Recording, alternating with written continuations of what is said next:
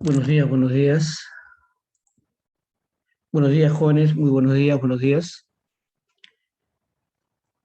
Estoy con un fuerte resfriado de hace un par de días, así que me van a disculpar que por momentos me salga para poder cubrirlo del catarro.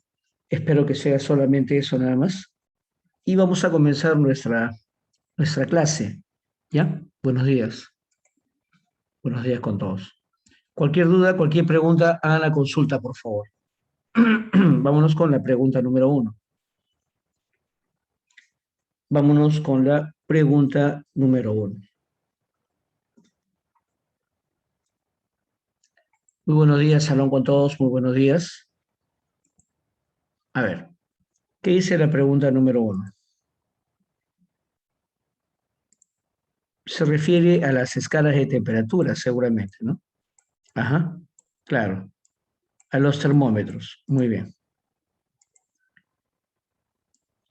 Nos da una introducción acerca de lo que son los termómetros y luego nos pide hallar un valor de temperatura, ¿no? Hay distintos termómetros con diferentes escalas de temperatura, todos sirven para lo mismo, miden el valor de la temperatura, tienen diferentes usos. En nuestro país usamos grados Celsius y en Estados Unidos usan pues los grados Fahrenheit, pero los científicos usan Kelvin. Tenemos dos escalas. ¿A qué temperatura la escala Fahrenheit marca el doble de la escala Celsius? Pregunta clásica de relación de temperaturas. Para ello recordamos la relación de cambio de escala de temperaturas, ¿no? ¿Cuál es la relación de cambio de escalas de temperaturas? En ese caso solamente es para Celsius y Fahrenheit.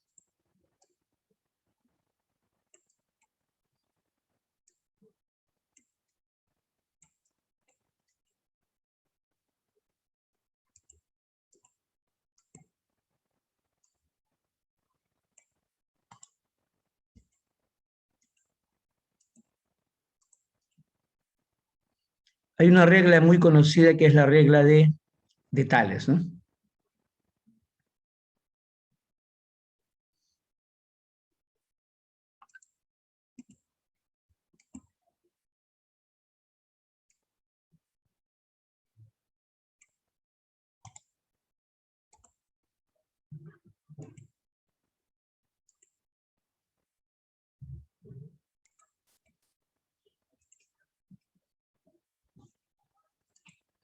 Ya está. Aquí tenemos el termómetro en Celsius y el termómetro en Fahrenheit. La regla de Tales que usamos para cambiar las escalas funciona así, ¿no? Aquí tenemos la temperatura en Celsius, que en este caso es conocida, y acá tenemos la temperatura en Fahrenheit. Ya está. La relación de cambio de escalas es así, ¿no? Restamos estos dos valores y los dividimos entre la resta de estos dos valores. Temperatura Celsius menos cero entre 100 menos cero. Y al otro lado hacemos lo mismo, ¿no? Temperatura Fahrenheit menos 32 y 212 menos 32. Y de ahí sale la famosa relación que tú conoces.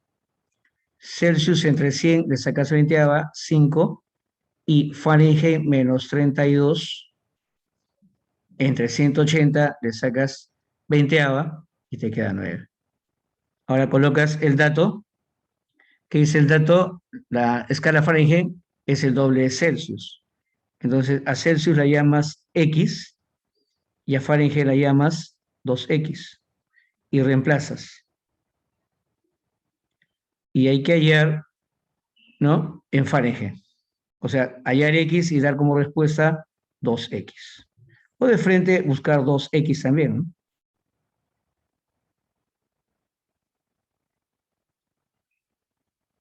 Ya está. Y ahí resuelves la ecuación. En física es común encontrar constantemente, pues, ecuaciones. Así que tienes que ser rápido o rápida resolviendo ecuaciones. Entonces aquí X va a salir 160, pero nosotros queremos la temperatura Fahrenheit. La temperatura Fahrenheit es 2X. Entonces el resultado será 320. ¿Correcto? ¿Se entendió? ¿Sí? Eso correspondiente a este problema. ¿Ya? Capturamos la imagen y pasamos al siguiente. Capturamos la imagen y pasamos al siguiente problema.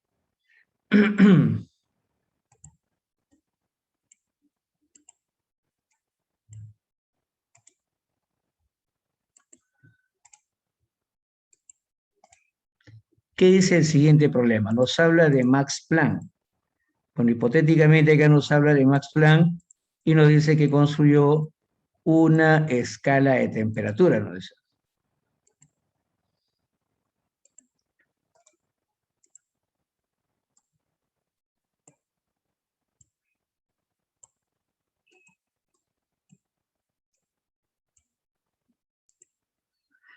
Bien, Max Planck construye un termómetro en el cual ha considerado 500 grados P para la temperatura de ebullición del agua y 100 grados P para la temperatura de congelación del agua. Cierto día el termómetro de Planck registra 180 grados P. ¿Cuál es la temperatura correspondiente en grados Celsius o centesimales?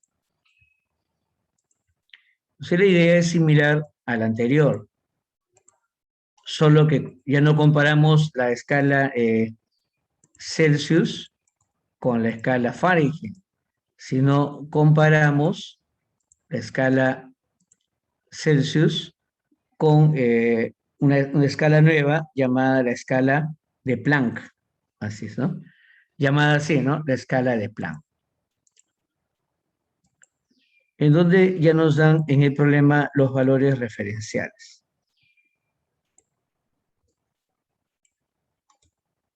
Y solo hay que compararlos, ¿sí? Punto de congelación del agua, punto de ebullición también.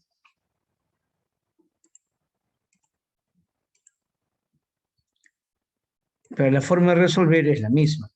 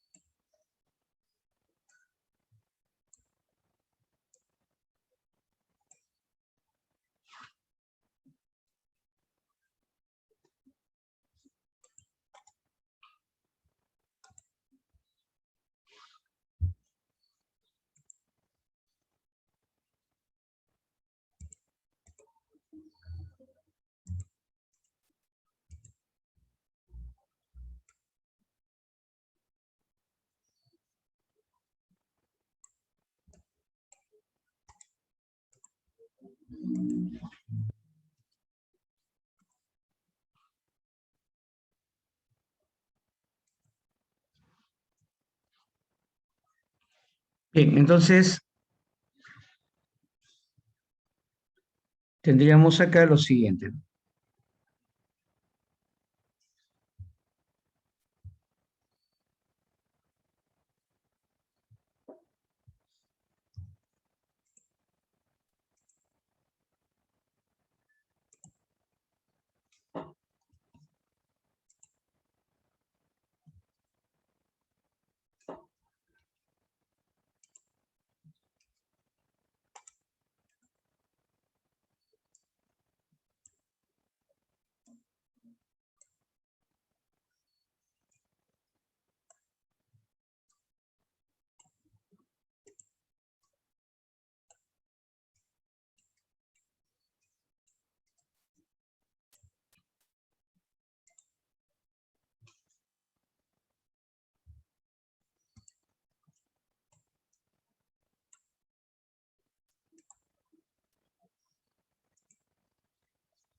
Bien, este es el problema número 2, ¿ya? Es similar al que hemos resuelto temprano. Entonces diríamos a 500 grados Planck le corresponde 100 acá. Y acá a 100 grados P a 0 Celsius. Cierto día el termómetro de Planck indica 180.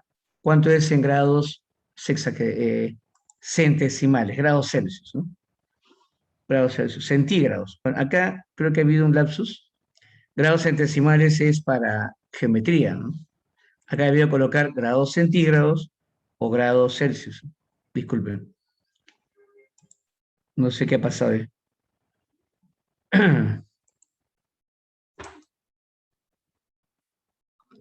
Pues aquí sería 500 grados Planck y aquí sería 100 grados Planck. Entonces, cuando aquí la temperatura en grados Planck es 180, queremos averiguar cuánto es aquí en Celsius. Entonces usamos la regla de Tales, esta resta entre esta resta, y hacemos lo mismo acá, ¿no? Esta resta entre la otra. O sea, repetimos exactamente el mismo procedimiento. La regla de Tales se llama eso. Celsius menos 0 entre 100 menos 0, acá será igual a 500, 180 menos 80. Ahí vamos. 180 menos 100, y acá sería 500 menos 100. Celsius entre 100 y acá 80 entre 400. ¿Cuánto te sale aquí?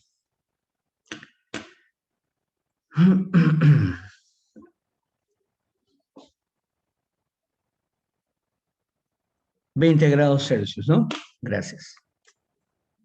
Bien, tendríamos ahí la pregunta número 2. ¿Ya? Copiamos esa imagen y pasamos a la número 3.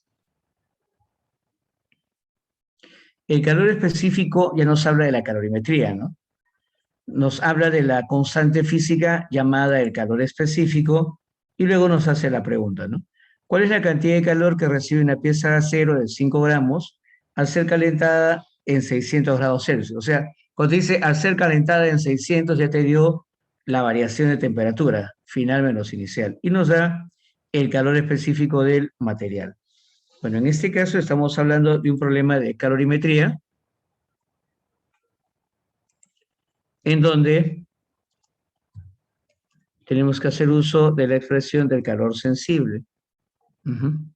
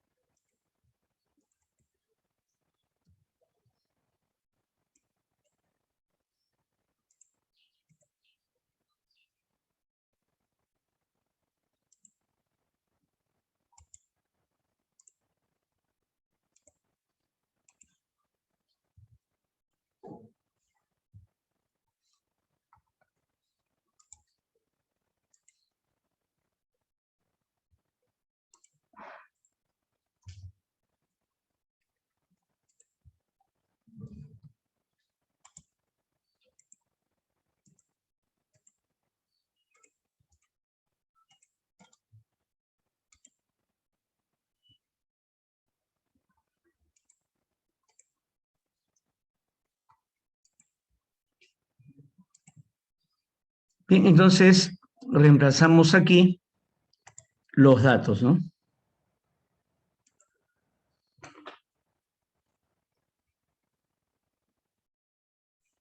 Reemplazando los datos,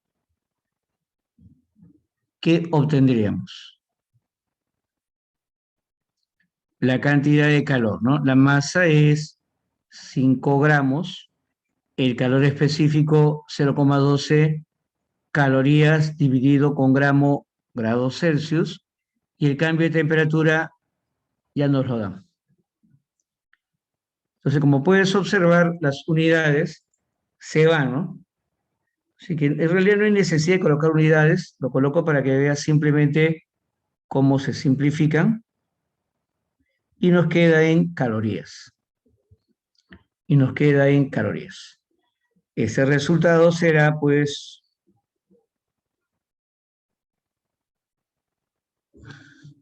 360 grados Celsius. ¿Estamos?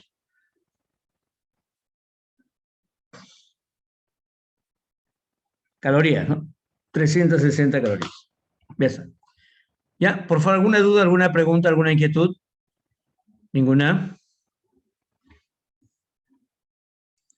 Ya de esta pregunta 3 pasamos a la pregunta 4.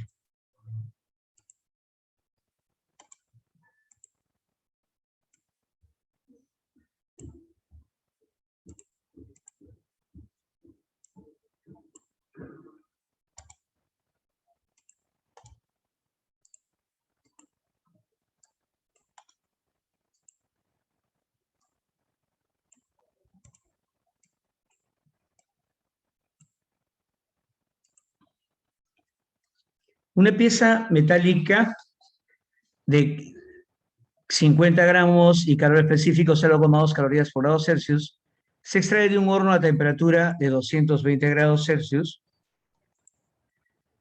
Se introduce un calorímetro ideal. Ideal significa que el calorímetro no va a participar, no gana calor ni pierde, que contiene 990 gramos de agua a 20 grados centígrados. ¿Cuál será la temperatura final? La temperatura final de un sistema de ese tipo es la temperatura de equilibrio.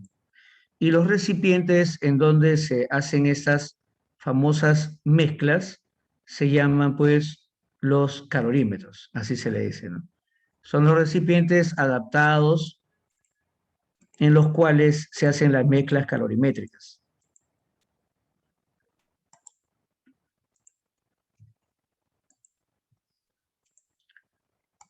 Y hay que ser atentos cuando el calorímetro gana calor y cuando el calorímetro no gana calor. Los calorímetros, al igual que los termos que tenemos en casa, tienen un blindaje térmico. Ese blindaje térmico hace posible que no interactúe con el medio exterior, que en el interior se realizan las mezclas, las llamadas mezclas calorimétricas.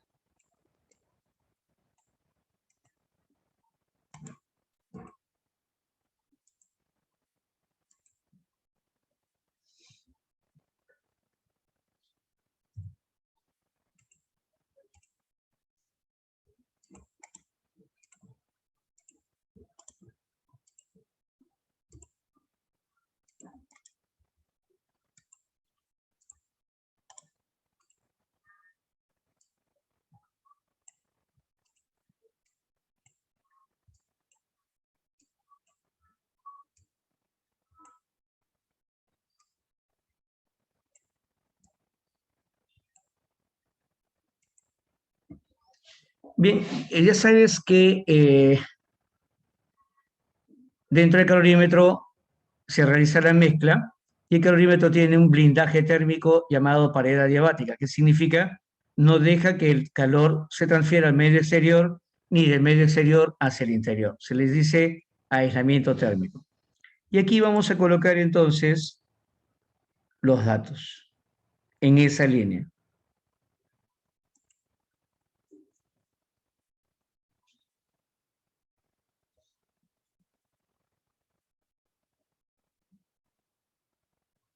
O sea, dentro del calorímetro se va a hacer la mezcla del material ese y el agua, ¿no? Ahí se hace la mezcla. Entonces, el agua estaba inicialmente a 20 grados centígrados, 990 gramos de agua, y el cuerpo tiene 220 grados centígrados. El metal, cuya masa es 50 gramos y cuyo calor específico es 0,2. El del agua ya sabemos que es 1.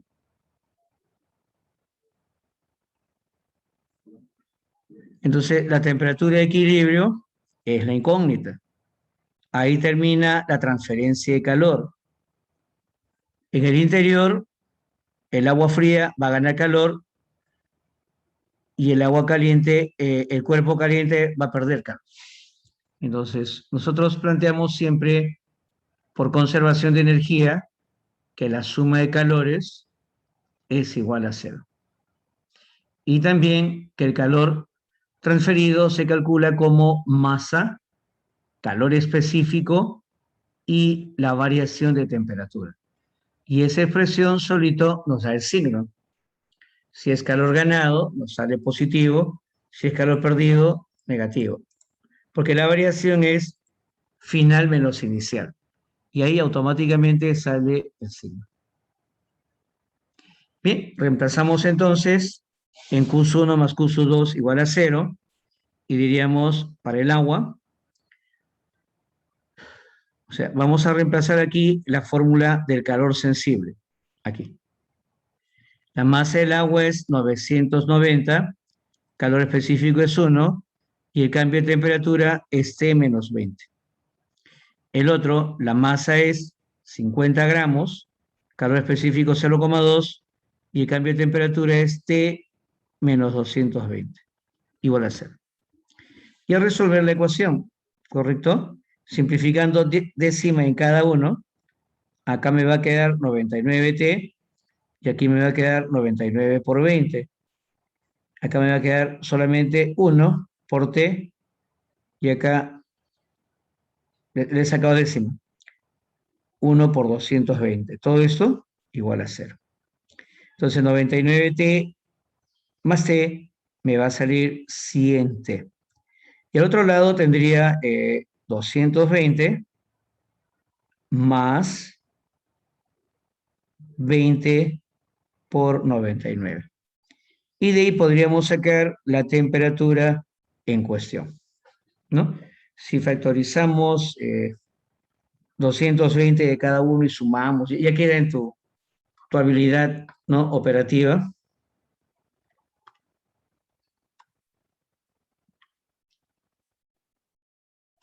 Esto va a resultar 22 grados centígrados. Bien, ¿alguna duda, alguna pregunta, alguna inquietud?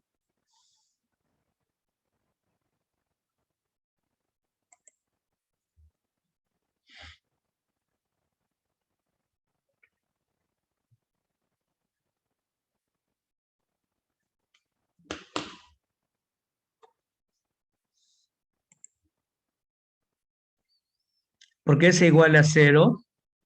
Ya, buena pregunta. Mira, en física muchas cosas se igualan a cero. Ujú. Muchas cosas. Por ejemplo, en mecánica, cuando hablamos del equilibrio, decimos la suma de fuerzas, vectorialmente, cero. Decimos suma de momentos igual cero. ¿Ve?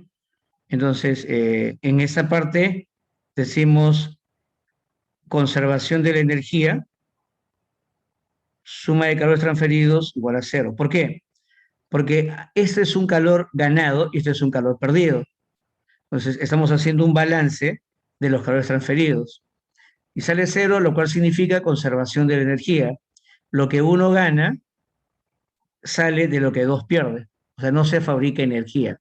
Simplemente, ¿no? Si uno gana 400, el otro pierde 400. Pero según la convención de signos, ganado es positivo, perdido es negativo. Es como si hace un arqueo en caja en el banco y la suma te tiene que salir cero. Las personas que trabajan en los bancos haciendo arqueos en su caja, les tiene que salir cero. Tanto dinero han recibido, tanto dinero han pagado, empate, y devuelve lo que está ahí.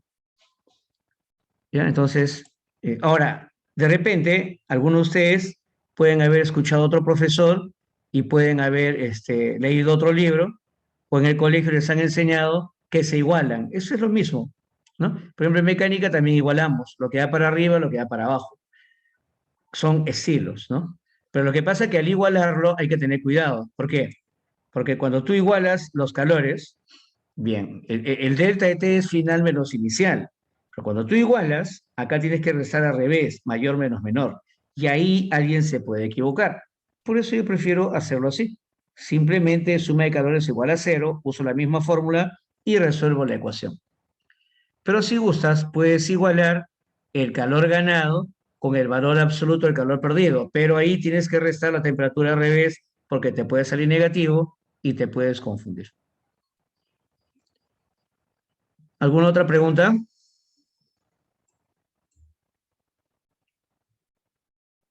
Bueno, espero haberlo ayudado. ¿Ya? Bien, seguimos entonces. Se tiene un cubito de 10 gramos de hielo que se encuentra a 0 grados centígrados, se dispone una fuente de calor que puede entregar 900 calorías. ¿Cuál será la temperatura final del hielo?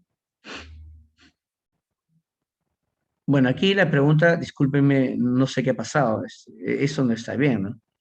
No se puede preguntar cuál sería la temperatura final del hielo. No, no sé. Porque el hielo, cuando recibe calor, fusiona. Y si fusiona, eleva su temperatura. Y ya no es hielo.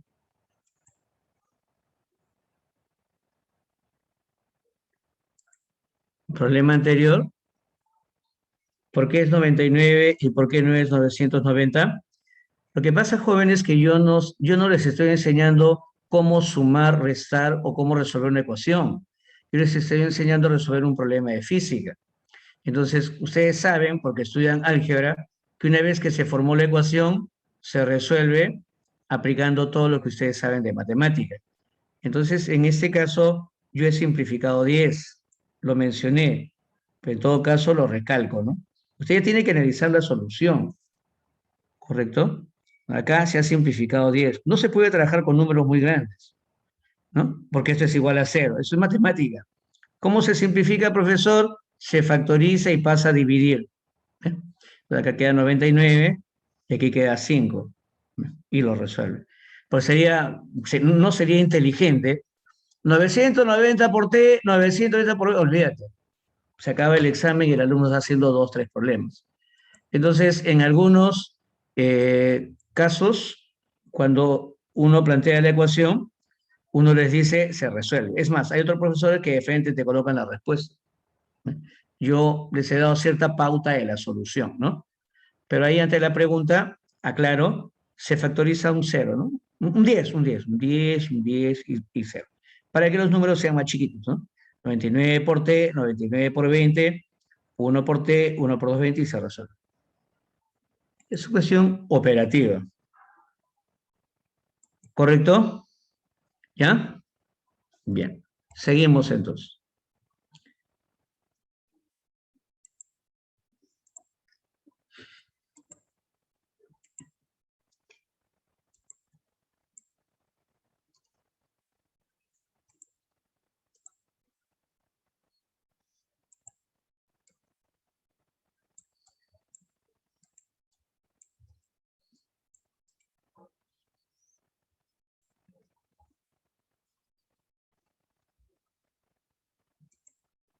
Ya, acá tú tienes un cubo de 10 gramos de hielo y se encuentra a 0 grados. La fuente de calor transfiere 900 calorías. ¿Qué tenemos al final? Sería la pregunta. Bien, entonces hagamos lo siguiente. Hielo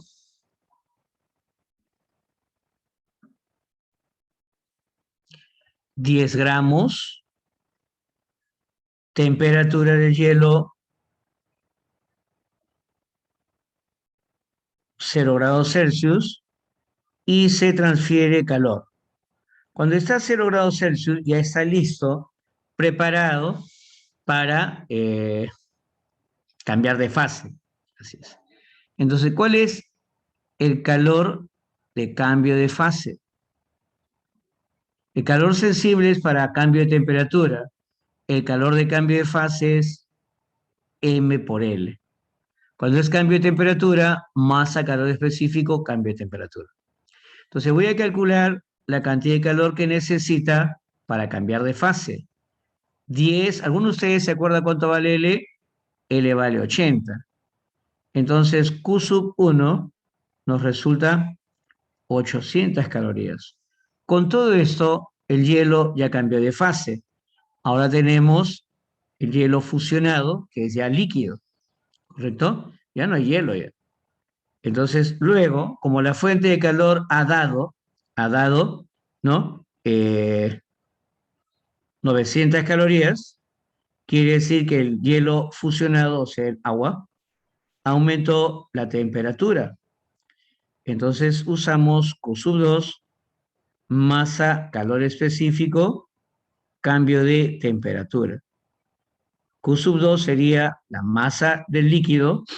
Ojo, cambio de fase aquí, estamos hablando de hielo, fusión. Y aquí estamos hablando ya de agua. Entonces, Q sub 2 sería la misma masa, así es, calor específico 1, y el cambio de temperatura es lo que queremos hallar. ¿Hasta qué temperatura llega? ¿De acuerdo? Bien, la cantidad de calor Q sub 2, ojito, ojito, ¿ah? La fuente de calor transfirió 900. Acá dice que el hielo ha ganado 800. ¿Cuánto le queda todavía? 100 para completar los 900. ¿De acuerdo? Lo que le ha llegado es 900 al hielo. Esta cantidad de calor Q en total es 900. Bien, entonces sería 100, 10 por 1 y el delta de temperatura final menos inicial.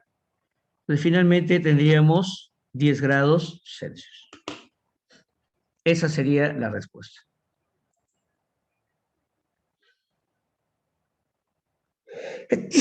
Uy, perdón, disculpe.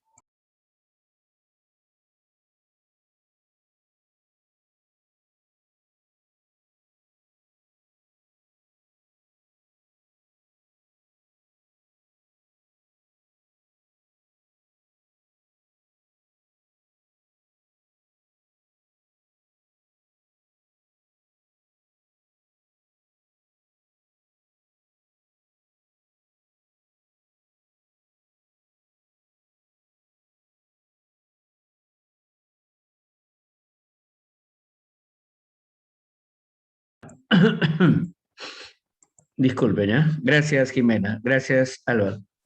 Ya, se entendió la solución, o sea, se tenía seguramente en un recipiente hielo a 0 grados Celsius y la fuente de calor en un experimento le dio 900.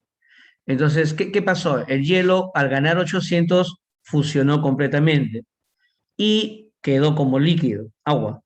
Y bajo esas condiciones ganó adicionalmente 100, hasta que llegó a la temperatura final de 10 grados centígrados.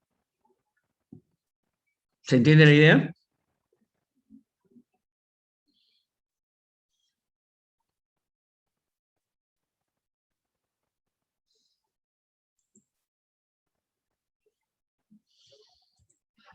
Ya. Vamos a seguir entonces.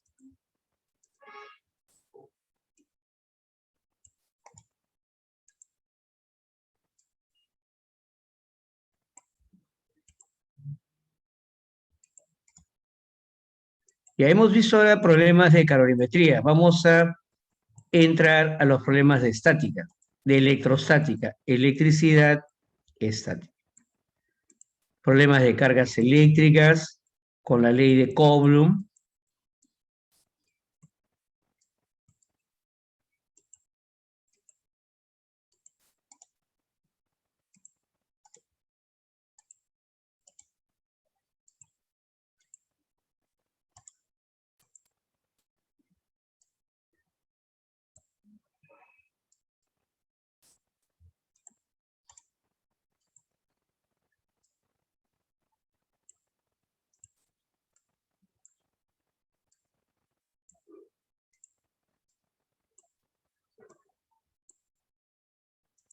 Ya está, mira.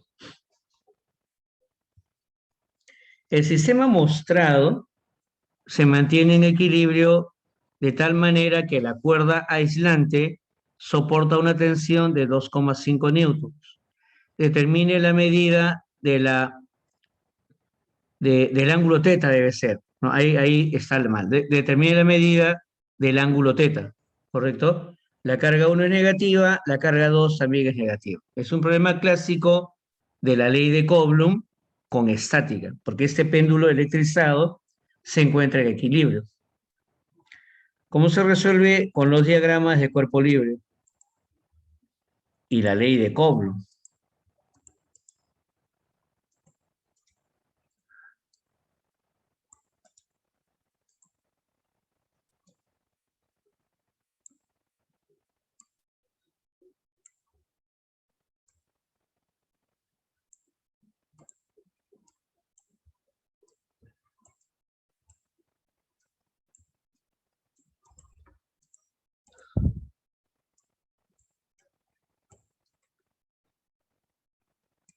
Y debemos hacer el diagrama de cuerpo libre.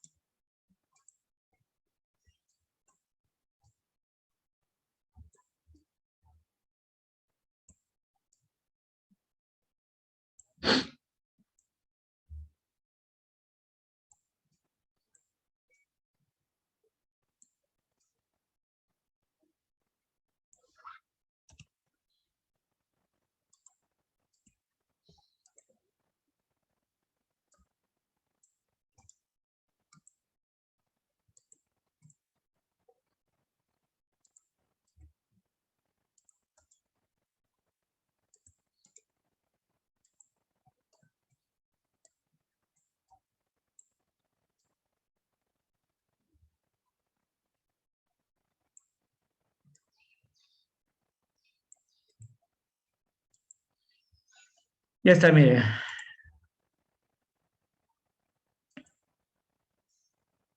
Tensión, peso, fuerza, repulsión entre los dos. Tensión, peso, fuerza, repulsión entre los dos. ¿Correcto? Las cargas son de igual valor, no, son de signo negativo y la distancia es 30 centímetros que llevado a metros es 0,3. Para calcular el ángulo hay que analizar el triángulo vectorial, ¿ya? Hay que calcular las fuerzas y con la fuerza y la tensión nos sale el ángulo.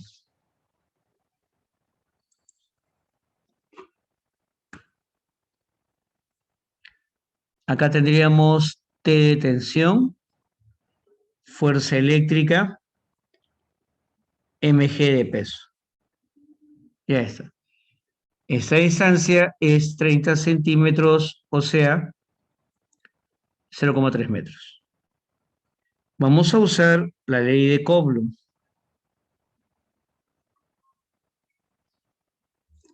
para calcular la fuerza entre ambos. Constante carga 1, carga 2 sobre distancia al cuadrado. Entonces la fuerza será igual a... La constante siempre vale 9 por 10 a la 9. No se colocan los signos negativos, solamente valor absoluto. Micro es 10 a la menos 6, 7 y el otro es un microcoulomb, 10 a la menos 6. La distancia es 0,3 metros, o sea, 3 por 10 a la menos 1 elevado al cuadrado. Entonces, 3 al cuadrado es 9, con 9 de arriba se va a ir. Entonces, lo que va a quedar acá es simplemente arriba 7 por 10 a la 9 y 10 a la menos 12, 10 a la menos 3. Abajo el 9 se fue, te queda 10 a la menos 2. Ujú.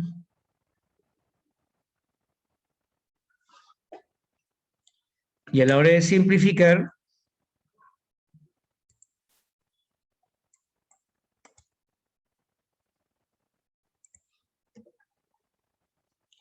eso quedará 0,7.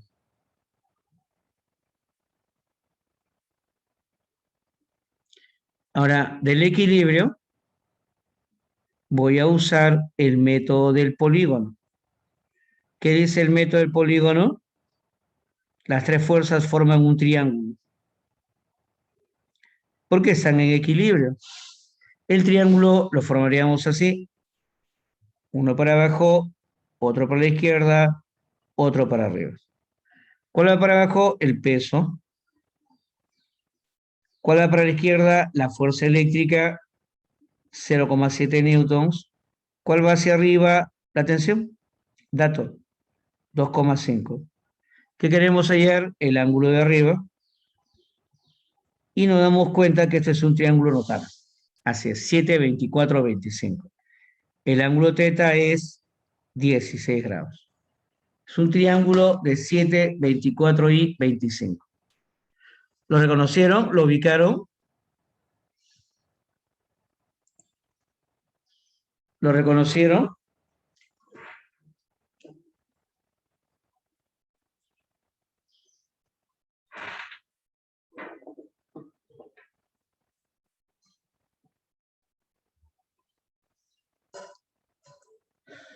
¿Alguna duda, alguna inquietud?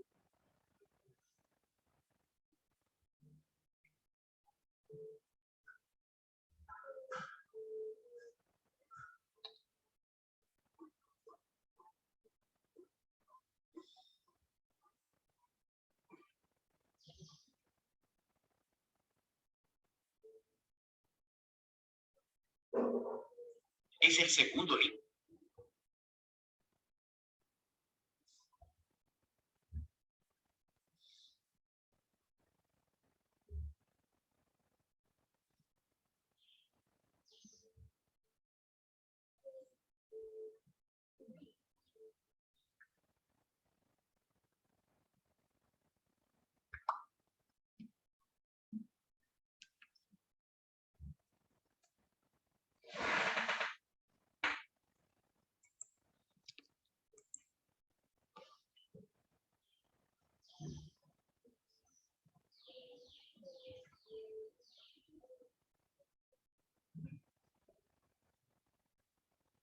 En la fórmula todo se coloca en el SI. ¿Qué significa? 10 a la menos 6, porque es microcoulomb. Y los centímetros se tienen que pasar a metros. Así es. No se puede trabajar en centímetros. ¿Correcto? Cuando usted quiere calcular una fuerza en newtons, la carga en coulomb, la distancia en metros. Esa es la regla. Determine el valor de la intensidad del campo eléctrico resultante en el punto P, debido al sistema de partículas electrizadas. Ahora, acá estamos hablando de campos eléctricos. Esta carga produce en el punto P un campo eléctrico que se dibuja en la dirección tal que se aleja de la carga. Si la carga es positiva, entonces en el punto P el vector se dibuja así, en la dirección alejándose de la carga, dirigido hacia la derecha. Y en la otra ubicamos, como es negativa, en la dirección apuntando a la carga. Cuando la carga es positiva, se aleja de la carga. Cuando la carga es negativa, apunta hacia la carga. Profesor, ¿de qué está hablando? ¿Cómo se dibuja el vector campo eléctrico? O sea, primero se dibuja el vector campo eléctrico, luego se calcula. Si uno dibuja mal, lo más probable es que todo el cálculo sea por las puras, porque el resultado va a ser incorrecto.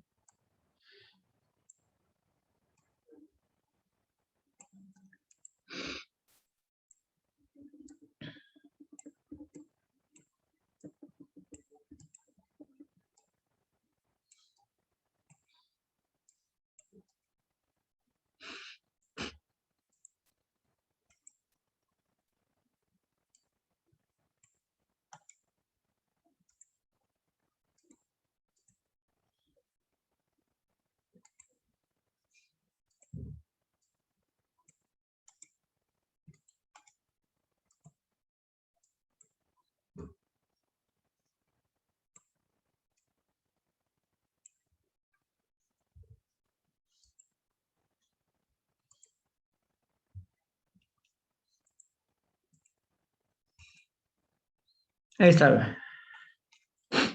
Carga uno, campo uno. Carga 2, campo 2.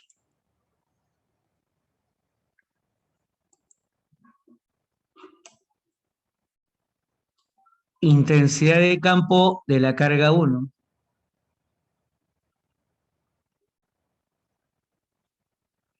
Intensidad de campo de la carga 2.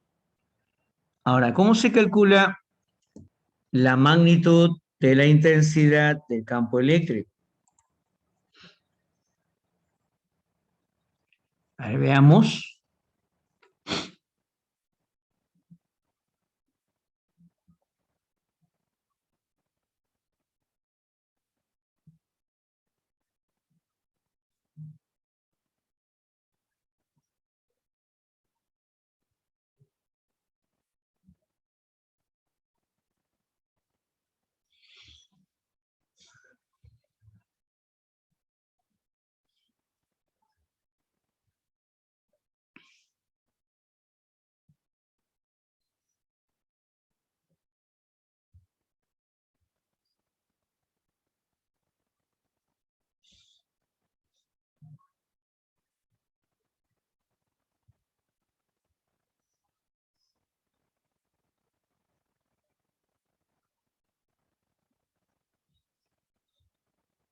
Bien, calculemos ya la intensidad del campo uno.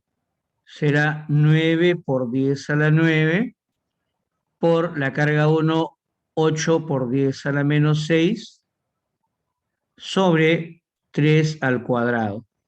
Esto me va a resultar 8 por 10 al cubo Newton por Coulomb, lo cual se expresa como 8 kilonewton por Coulomb.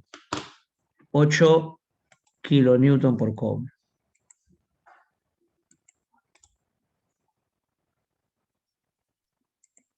Sigo.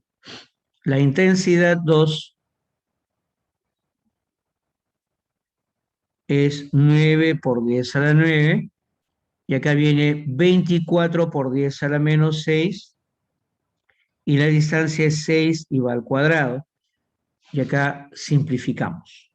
¿De acuerdo? Y acá nos sale 6 por 10 al cubo Newton por Coulomb, o sea 6 kilonewton por Coulomb.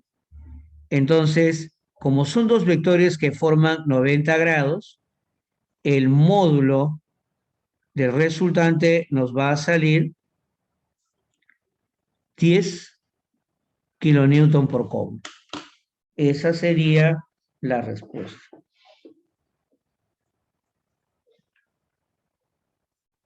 ¿Alguna pregunta?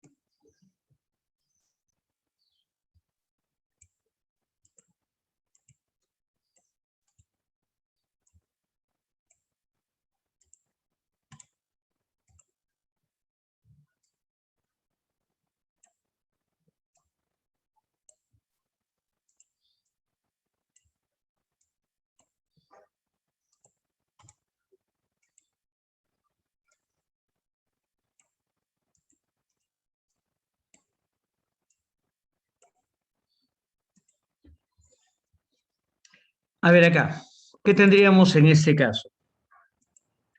Diagrama de cuerpo libre. Este es un bloque, pero el bloque tiene adherido una partícula cargada de 5 milicoulomb, mili. Entonces el bloque tiene 5 kilogramos, ¿sí? El peso de la partícula, su masa es despreciable, el coeficiente estático es un tercio y el bloque está a punto de resbalar.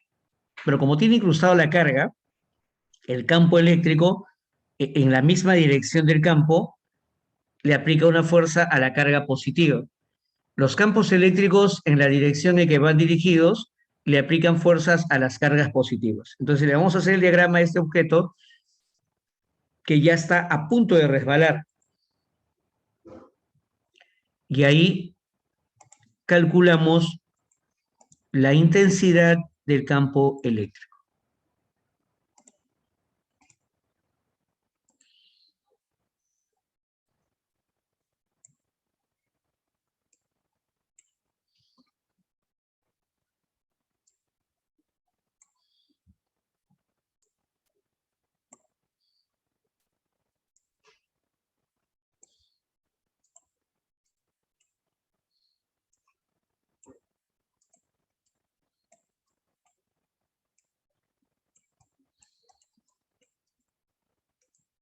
Ya está, miren, bloque, carga positiva, campo eléctrico. Vamos a hacer el diagrama al bloque. Vamos a quitar esto de acá que está estorbando.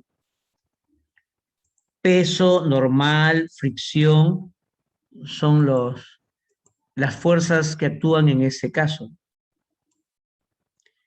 Pero hay que dibujarlas correctamente.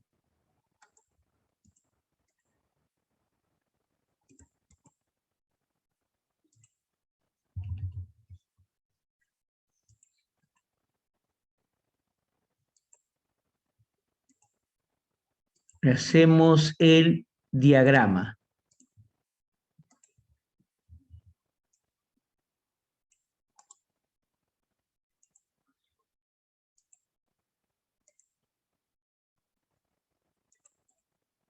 Peso, fuerza del campo eléctrico sobre la carguita positiva. Ajá. Justo sobre la carguita positiva. También la fuerza normal de la pared. Acá hay una compresión. Así es. Y la fuerza de fricción, que no deja que esto caiga y lo está sosteniendo. ¿Correcto? Ahí está. ¿Ya? A ver, ¿qué fuerza es esta? El peso, la fuerza del campo eléctrico, la fuerza de fricción, estática máxima y la fuerza normal. ¿Estamos?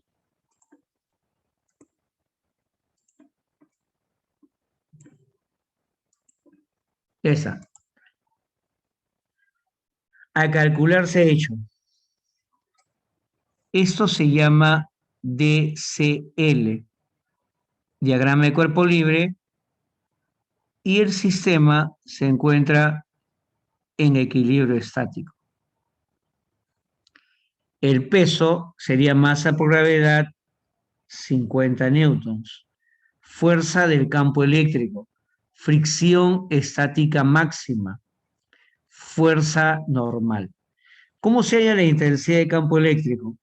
Es la fuerza que ejerce el campo entre la carga de prueba. La carga de prueba ya la tenemos. Lo que no tenemos es la fuerza que ejerce el campo.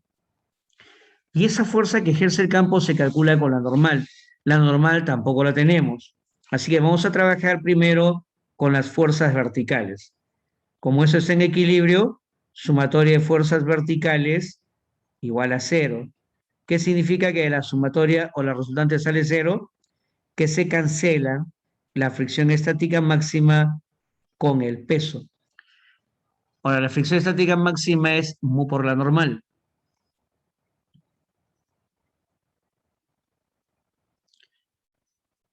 El mu vale un tercio. De aquí podemos calcular la normal. Esta normal resulta 150 newtons. Ahora nos vamos a las fuerzas horizontales. La fuerza F que estoy buscando vale lo mismo que la fuerza normal, 150 newtons. Finalmente, la intensidad será dicha fuerza entre la carga. 150 y la carga vale 5 milésimas. 5 por 10 a la menos 3. 150 entre 5 sale 30 por 10 al cubo newton por coulomb, lo cual será 30 kilonewton por coulomb. ¿Entendidos ahí?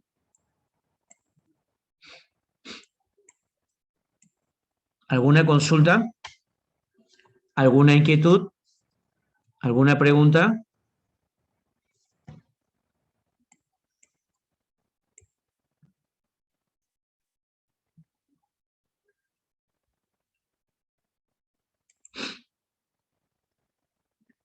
Muy bien. Estamos viendo problemas todavía de electrostática. Luego un rato vamos a entrar a problemas de electrodinámica. El dato, pues, si usted ve en la figura, el mu estático vale 1/3. Mire bien en la figura. Ahí está en la figura, con una flechita le dicen mu estático 1/3. Así es. Bien, seguimos. El trabajo realizado por el agente externo para trasladar a la carga desde el punto A hasta el punto B es 3 milésimas de joules. Calcule la distancia X. Entonces, bien, entonces evaluemos o recordemos primero cómo es eso del trabajo del agente externo.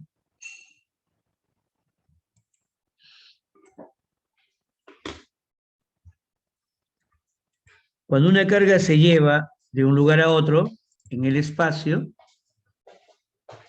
gracias. Cuando una carga se lleva de un lugar a otro en el espacio, entonces, no sé, no, ya, está bien. O sea,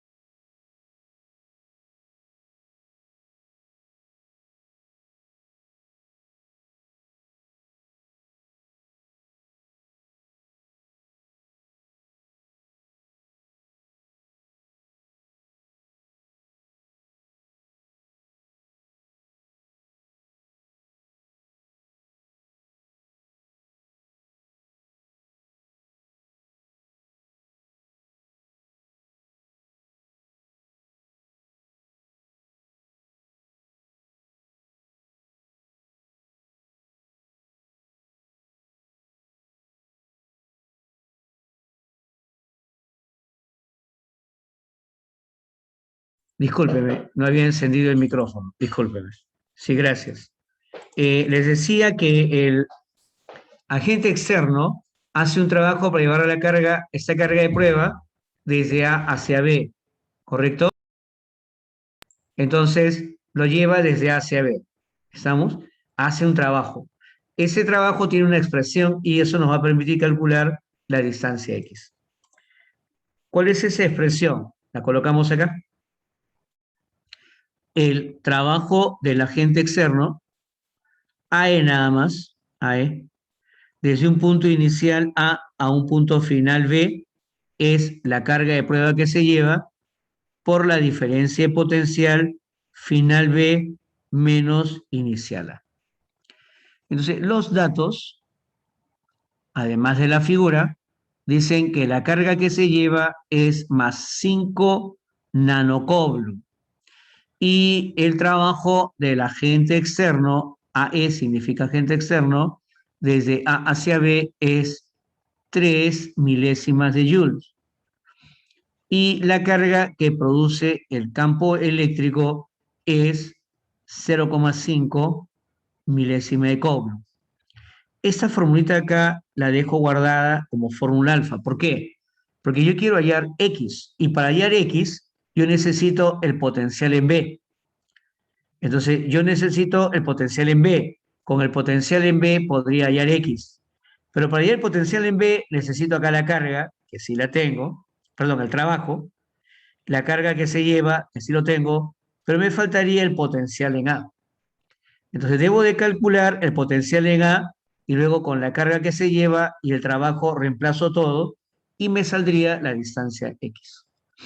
Bien, entonces recordemos que el potencial en un punto es constante carga sobre distancia hasta el punto. Entonces el potencial en A será la constante 9 por 10 a la 9, la carga que produce el campo 0,5 mili es 10 a la menos 3 entre la distancia que está en metros. Tiene que ser en metros, 5 metros. Simplificando me va a salir, ¿cuánto me va a salir? 0,5 entre 5, 0,1, 10 a la menos 4, 10 a la 9, 10 a la 5. O sea, me va a salir 9 por 10 a la 5 voltios. Eso es el potencial en A. Y el potencial en B sería la constante, la carga B, perdón, la carga. Ese potencial lo produce esta carga. Esta carga produce potencial en A y en, la carga, y en B. Entonces, reemplazando todo en alfa, sería así. El trabajo es 3 milésimas de joules, o sea, 3 por 10 a la menos 3. La carga es 5 nanocoulomb, 10 a la menos 9. El potencial en B sería la constante 9 por 10 a la 9 por la carga 0,5 por 10 a la menos 3 entre la distancia X. Y eso sería menos el potencial en A 9 por 10 a la 5. ¿Ya cómo se simplifica esto? Con mucha paciencia. Mira, 10 a la menos 3 con 10 a la menos 3 se va y me queda 10 a la menos 6. ¿Correcto? Entonces acá me quedaría 3. El 10 a la menos 3 se fue con 10 a la menos 6. El 10 a la menos 6 lo voy a multiplicar por 9 por 10 a la 9 por 0,5 por 10 a la menos 3. Al multiplicarlo 10 a la menos 6 por 10 a la menos 3 se cancela con 10 a la 9. Entonces me va a quedar 9 por 0,5 entre X. El 10 a la menos 6 se multiplica por 9 por 10 a la 5 y me queda 9 por 10 a la menos 1. Ese 5 pasa a dividir y me va a quedar 0,6. Acá me queda 4,5 entre X y acá me queda 0,9.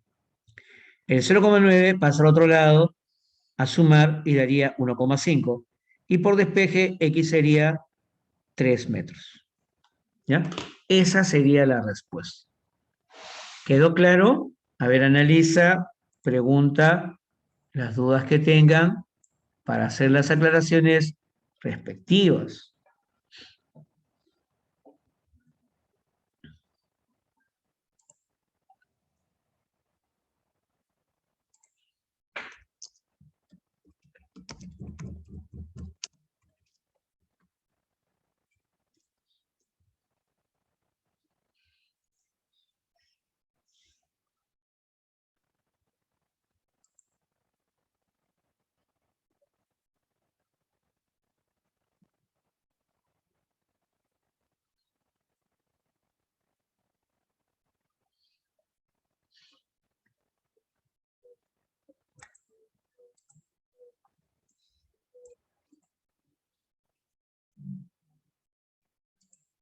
Claro, buena observación.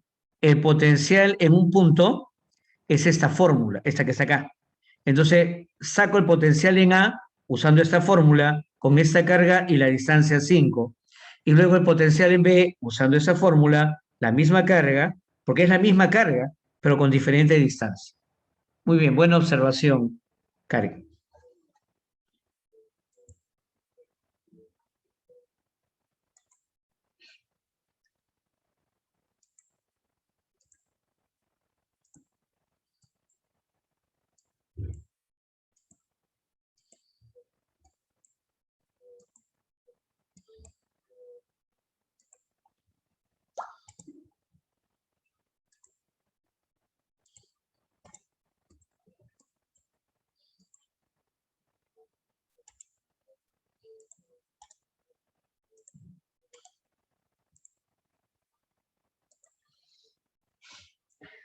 Bien, seguimos, ¿ya?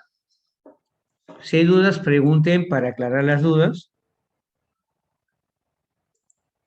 Así de esa manera te vienen problemas de campo eléctrico en San Marcos, ¿no? O sea, no es tan directo, ¿no? Eso tampoco es complicado. Solo hay que tener un orden nada más.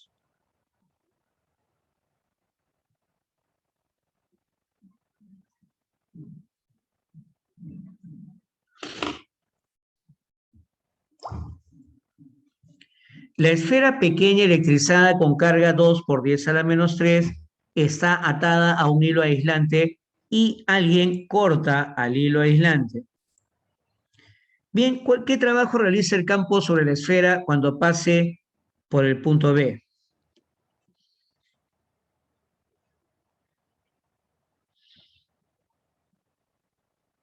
Bueno, acá la pregunta no está bien hecha, disculpen.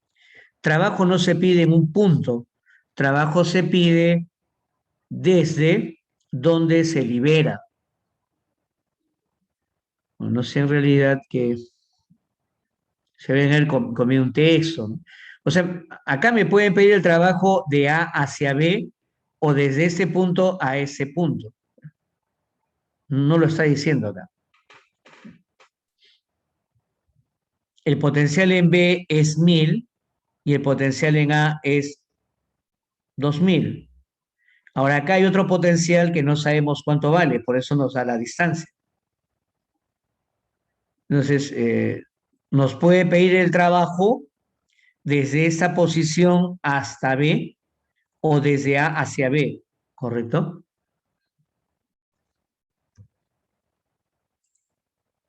Voy a suponer que me pide jamás se pide trabajo en un punto, eso no existe. El trabajo es a lo largo de un desplazamiento.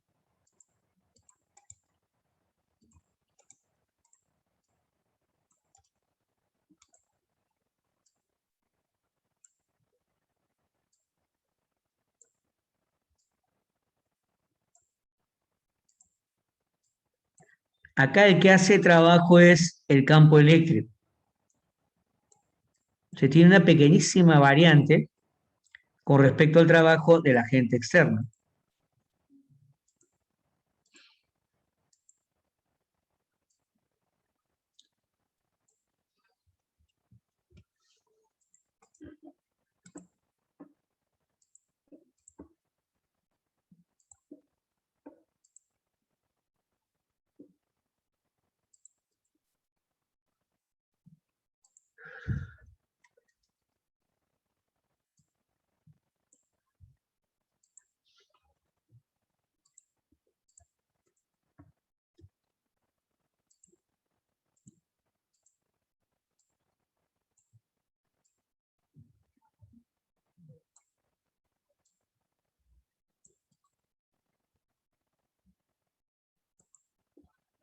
Ya miren por acá.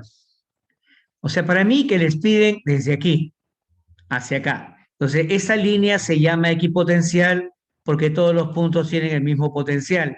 Esa línea se llama equipotencial porque todos los puntos tienen el mismo potencial. Esa línea se llama equipotencial porque todos los puntos tienen el mismo potencial. Entonces, si esa línea es B, esa línea es A, esa línea es C. Mira, acá no dice desde qué punto a qué punto. Discúlpame. ¿ya? Entonces yo voy a suponer que es desde eh, C hacia B. Podría ser desde A hacia B, pero no lo hice. Parece que por un error de tipeo no ha salido, ¿no? Disculpen. Ay.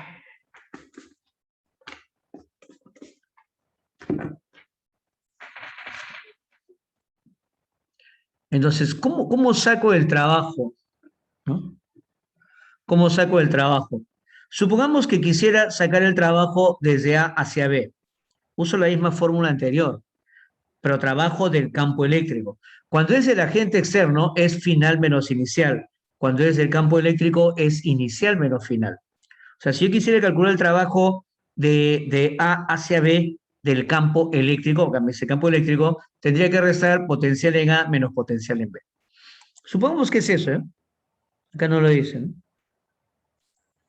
Entonces, ¿cómo se calcularía el trabajo del campo eléctrico?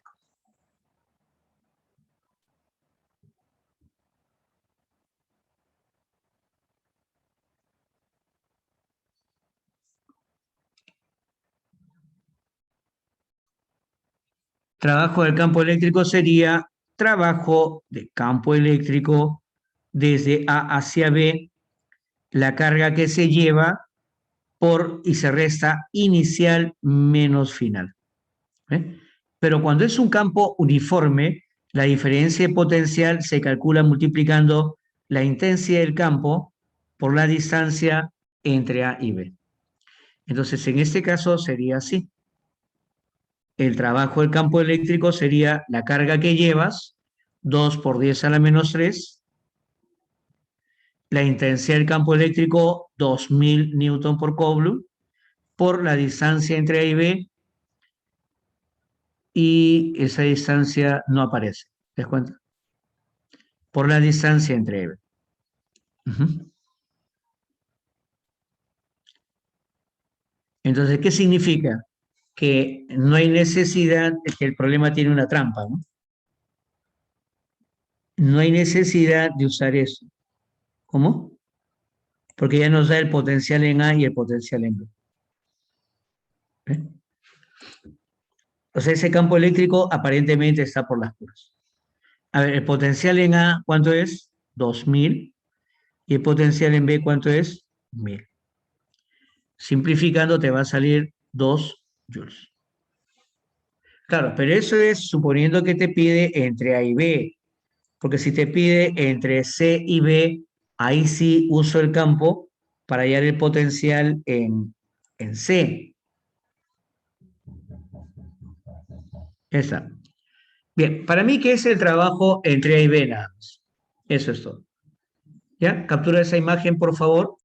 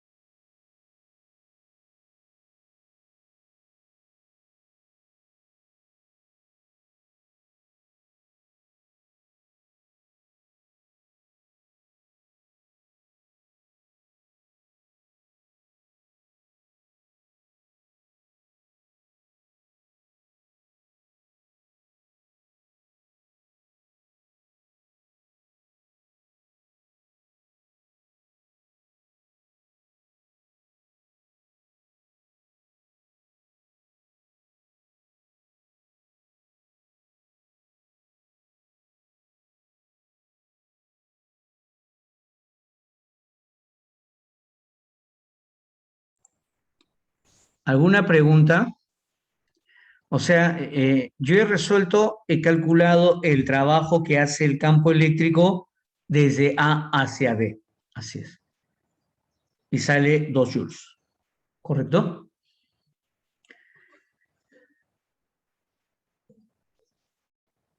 Vámonos con la pregunta 11. ¿Qué establece la pregunta 11? ¿Qué nos piden en la pregunta 11?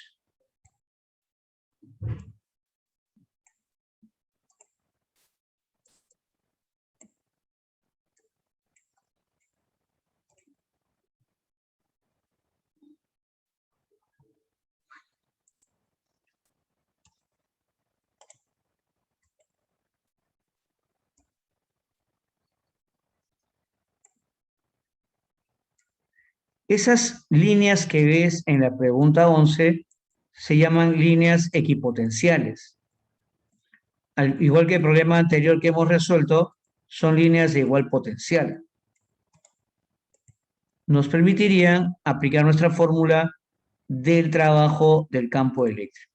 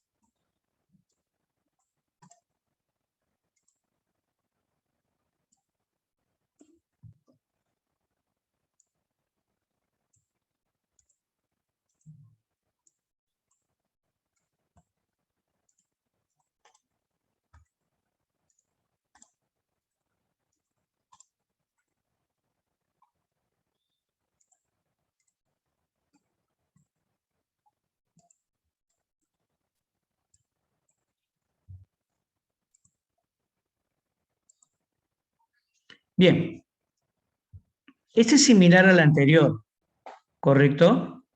Vamos a ver algunos problemas de condensadores y otro de electrodinámica, ¿ya? Una batería tiene una diferencia potencial de 12 voltios y con eso alimenta al condensador. Cuando se conectan las placas del condensador a los polos de la batería, pues la batería le está dando 12 voltios de voltaje. Bien, la distancia de separación entre las placas es 0,3 centímetros. ¿Cuál es la intensidad de campo eléctrico producido entre las placas? Buena pregunta. Mira, esto se hace así, directo nomás, ¿ya? Para que recuerdes. En el condensador plano, porque eso es lo que estudias, condensador plano,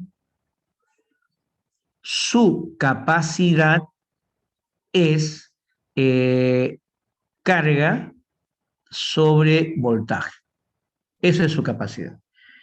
Carga sobre voltaje. Bien, para ir a la intensidad de campo necesitamos el voltaje. Pero ¿qué ocurre? El problema nos da el voltaje y nos da la distancia y nos pide la intensidad de campo. Ajá. Entonces, esto de acá no lo vamos a usar. No, no. Lo que vamos a usar es esto, que el voltaje es igual a la intensidad de campo por la distancia entre las placas. Eso es lo que vamos a usar. Que el voltaje es la intensidad de campo entre las placas. El voltaje es 12 voltios, la intensidad de campo es la incógnita y la distancia entre las placas es 0,3 centímetros, que se multiplica por 10 a la menos 2 para llevarlo a metros. Un centímetro es la centésima parte de un metro. Y esto finalmente me va a dar como resultado 4 por 10 al cubo, y en este caso la unidad es volts metro.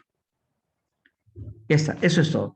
Entonces fue un dato distractor que es un condensador, no vamos a usar eso.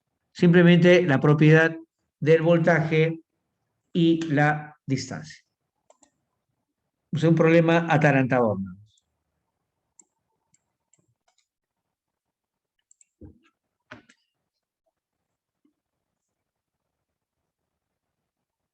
Piensa, ¿ya? La propiedad de las placas del condensador plano. Así es. Veamos ahora algunos problemas de electrodinámica. Cuando tú quieras calcular la capacidad equivalente de un sistema de condensadores, tienes que chequear lo que está en serie y lo que está en paralelo, ¿correcto? Tienes que chequear lo que está en serie y lo que está en paralelo.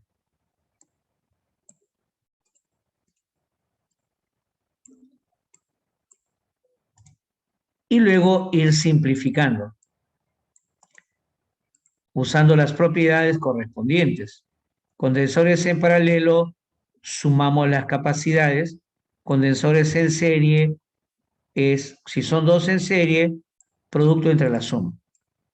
Si son más, simplemente suma de inversas.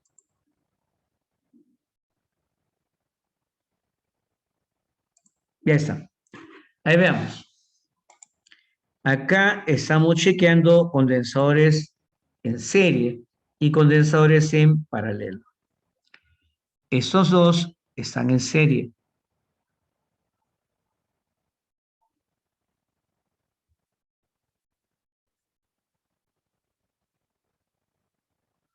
Y estos dos de acá están en paralelo.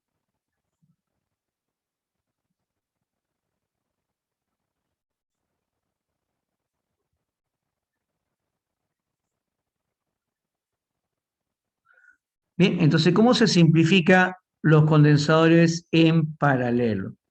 Simplemente sumas. ¿Cuánto sale? 2C. Y cuando son dos que están en serie, es tan solo el producto entre la suma. ¿Qué tendrías luego?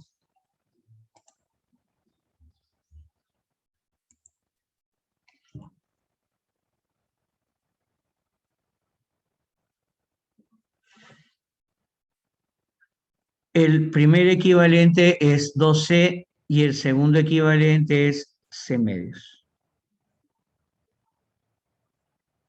2C y C medios. Pero en esta última conexión, esos condensadores están en serie.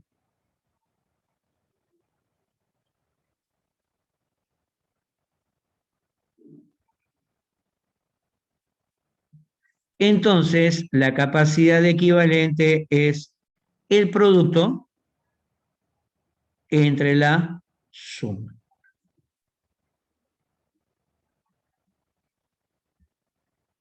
El producto lo dejo ahí indicado, no lo realizo, y la suma sí la realizo, para luego poder simplificar con calma. ¿Te has dado cuenta?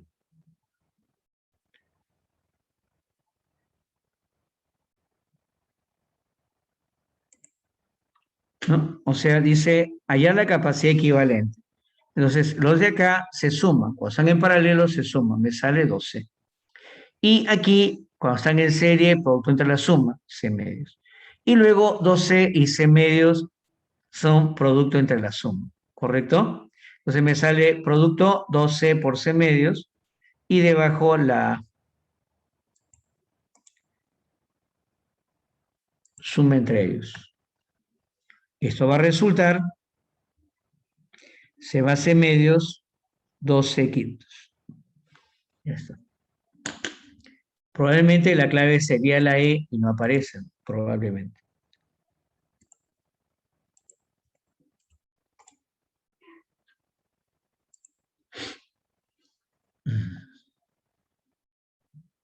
Ya hagamos una electrodinámica para terminar la clase.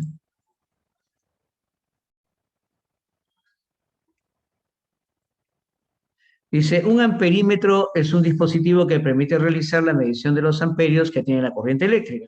En el circuito eléctrico, calcule qué voltaje entrega la fuente si el amperímetro está señalando 4 amperes. 4 amperes. Ya, entonces, ese amperímetro ideal no tiene resistencia. Si tuviera, habría que considerarla en el circuito.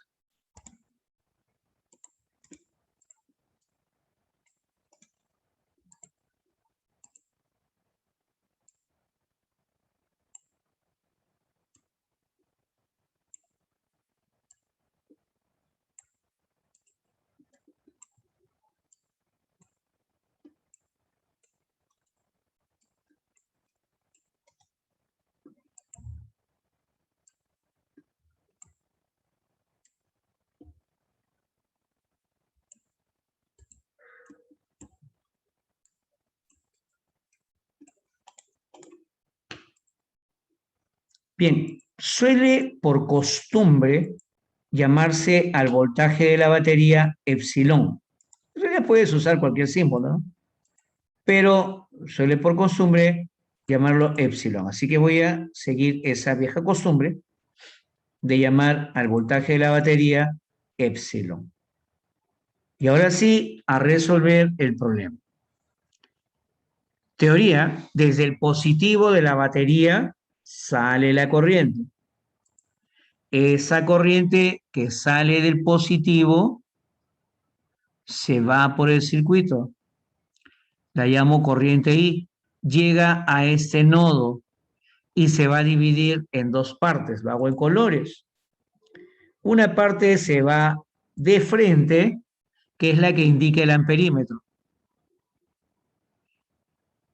y baja por aquí y vuelve por acá. Esa es la que indica el amperímetro. La llamo intensidad 1. Y la otra parte es la que se fue para abajo a través de la resistencia de 4 ohms, de muy 2. Se juntan en este nodo, nodo o nudo eléctrico, y sale la misma corriente que ingresó al principio. Lo he hecho en colores para que te des cuenta cómo es. Bien, ahora, ¿cómo se resuelve? Fácil, 4 y 3 están en paralelo. Cuando tengas resistencias en paralelo, simplemente voltajes iguales. Resistencias en paralelo, voltajes iguales.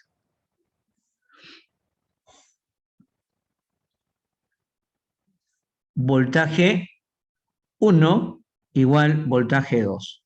Pero según la ley de Ohm, el voltaje es intensidad 1 por resistencia 1, intensidad 2 por resistencia 2. Según dato, la corriente que pasa por el amperímetro es 4 amperes, o sea, I1 es 4 amperes. Eso es dato. I1 es 4 amperes. Conociendo I1, vamos a calcular I2. Y de ahí liquidamos el problema. ¿Ya? 4 amperes. Reemplacemos. Recuerda, los voltajes son iguales porque están en paralelo. Cuando están en serie, las intensidades son iguales. Entonces, I1, 4 amperes, resistencia 1, 3 ohms, I2, la voy a calcular, 4 ohms. Entonces me sale 3 amperes. Me voy, analizo el nodo, la corriente I es la suma de I sub 1 e I sub 2, así que 4 más 3, ¿cuánto me da? 7 amperes. Finalmente, aplico la ley de Ohm para calcular el voltaje, pero lo aplico con el equivalente. Voltaje equivalente igual a la intensidad que entra al circuito por R equivalente. Bien, el voltaje es epsilon, la intensidad es 7 y la resistencia equivalente entre 4 y 3. ¿Cuánto será? A ver, saquemos resistencia equivalente. 4 y 3 están en paralelo, no lo olvides. Entonces 2 se suma con el equivalente de 4 y 3, que es el producto entre la suma. Así que me va a salir 14 y aquí me va a salir 12. Resultado final, 26 volts. ¿Ya? Profe, ¿cómo sacó el equivalente? 4 y 3 están en paralelo, producto entre la suma, y a eso le sumas 2, con el cual quedó en serie. Bien, eso sería todo, jóvenes. El tiempo ya nos ha ganado. Gracias por su atención. Disculpen el estado del día de hoy. Nos vemos la otra semana. Claro, sí les paso el PDF. ¿Ya? Les paso el PDF. Nos vemos. Cuídense. Chao. Buen día. Gracias. Chao. Gracias, Ramírez, Marco. Gracias, Nadia. Gracias, Celeste. Gracias, Isabel. Gracias, Jimena. Nos vemos.